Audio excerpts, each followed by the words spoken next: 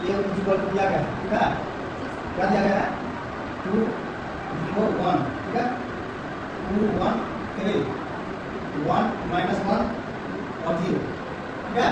कहा जाता है इसमें कहा क्या गया है हमको a square minus 5a, a square minus 5a, उसके बाद क्या है प्लस 6a, यही ना। इसका मान कहता है निकालिए, क्या कहता है कि आप यहाँ दिया गया क्या ये जो मैट्रिक्स ए दिया गया है एक एलिमेंट 2 0 1 2 1 3 1 -1 0 है, ठीक है। तो कहा गया क्या a square minus 5a plus 6i का मान निकालें, ठीक है। यहाँ i जो ये तो दिया, ये तो पता ही है, ये का मतलब ये मैट्रिक्स दिया गया है, ठीक है, वहां भी a का वैल्यू ही है। उसके बाद यहाँ क्या दिया गया 6 है, 6 पे स्केलर क्वांटिटी हुआ, i क्या आइडेंटिटी मैट्रिक्स, ठीक है। पहले हम a स्क्वायर का वैल्यू निकालेंगे, क्या करना है सबसे पहले a स्क्वायर का वैल्यू निकालेंगे। देखिए a स्क्वायर का वैल्यू कैसे निकालते हैं, a स्क्वायर को लिख सकते हैं क्या a into a equal to a square को लिख सकते हैं a into a का मान क्या दिया गया हमारे, हम जानते हैं a का मान 2 दिया गया है, 0 दिया गया है, उसके बाद क्या दिया गया है 1 दिया गया, ठीक है। उसके बाद 2 1 3 दिया गया है जी, 1 -1 0, ठीक है। इनटू का साइन देंगे, फिर आगे क्या दिया होगा 2 0 1 2 1 3, ठीक है, 1 -1 0। अच्छा मैट्रिक्स मल्टीप्लिकेशन अभी तक हम लोग गुना आपको बता चुके हैं कि कैसे दो मैट्रिक्स को आपस में कैसे गुना करते हैं। पहले मैट्रिक्स का रो दूसरे मैट्रिक्स के प्रत्येक कॉलम में गुना करते हैं, नहीं पता है अब आपको शॉर्ट मतलब हाई स्पीड में बताया कि आपको समझ में आ जाना चाहिए। 2 को 2 से गुना करें कितना होगा बोलिए 0 और 0 सॉरी 2 को 2 से गुना करें 4 होगा, 0 को 2 से गुना करें कितना 0, फिर 1 को 1 से गुना करें कितना 1, फिर देखो इसका पहला रो इसका पहला कॉलम के साथ कर दिया, बाकी करेंगे 2 को 0 से गुना करें कितना होगा 0, 0 को 1 से गुना करेंगे 0 और 1 को -1 से गुना करें क्या होगा -1 होगा ना। फिर इसके साथ आप करेंगे 2 को 1 के साथ गुना करें कितना होगा 2, 0 को 3 से गुना करेंगे 0, 1 को 0 से गुना करें कितना होगा 0 ही होगा ना। अब देखो पहला रो को प्रत्येक कॉलम के साथ कर दिया, दूसरा रो के साथ करेंगे हम प्रत्येक कॉलम को 2 को गुना करें कितना होगा 1 को 2 से गुना करें कितना होगा 2, 3 को 1 से गुना करें कितना होगा 3 होगा ना। फिर 0 और 2 गुना करेंगे 0 1 और 1 गुना करेंगे, फिर 3 और -3 गुना 3 और -3 गुना करेंगे -3, ठीक है। और फिर इसको प्रत्येक कॉलम के साथ 2 को 1 गुना करेंगे 2, 1 को 3 से गुना करेंगे, फिर 0 को 0 से गुना करेंगे, ठीक है। अब 2 पहला रो दूसरा रो के साथ कर दिए और नेक्स्ट क्या करेंगे हम तीसरे रो के साथ प्रत्येक बाकी वाले कॉलम करेंगे 2 को 1 गुना करेंगे 2 -2 0 0, ठीक है। 1 को 0 से गुना करेंगे 0, -1 को 1 से गुना करेंगे -1, 0 को -1 से गुना करेंगे कितना होगा 0 होगा ना। हां 1 को 1 से गुना करेंगे 1, -1 को 3 से गुना करेंगे -3, 0 को 0 से गुना करेंगे 0। ये तो गुना कर लिया हम, गुना कर लिया ना। गुना करने के बाद यहाँ एलिमेंट क्या करेंगे सब आपस में क्या अरिथमेटिक कर देते हैं। यहाँ 4 0 1 क्या होगा 5, कोई दिक्कत नहीं सर 4 और 6 फिर यहाँ क्या लिखें 9, यहाँ 2 देखो यहाँ प्लस 2 यहाँ मतलब क्या हो जाएगा 0 हो जाएगा, उसके साथ 0 तो 0 ही होगा। यहाँ क्या होगा -1, यहाँ क्या होगा तो +1 -2 होगा ना। यहाँ क्या होगा -1, यहाँ क्या होगा 2, यहाँ क्या होगा 5, यहाँ क्या होगा -2।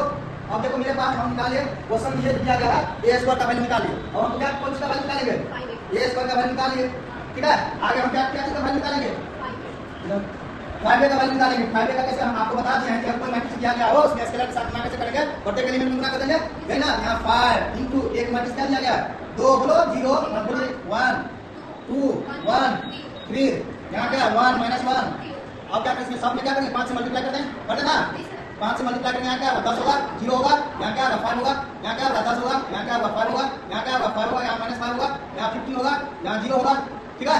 अब हम क्या करना है 6i का वैल्यू निकालेंगे तो 6i क्या आइडेंटिटी मैट्रिक्स, आइडेंटिटी मैट्रिक्स का मतलब क्या सारा element 0 except diagonal element, main diagonal element का 0 1 होना चाहिए, बाकी रेस्ट एलिमेंट 0 होना चाहिए ना।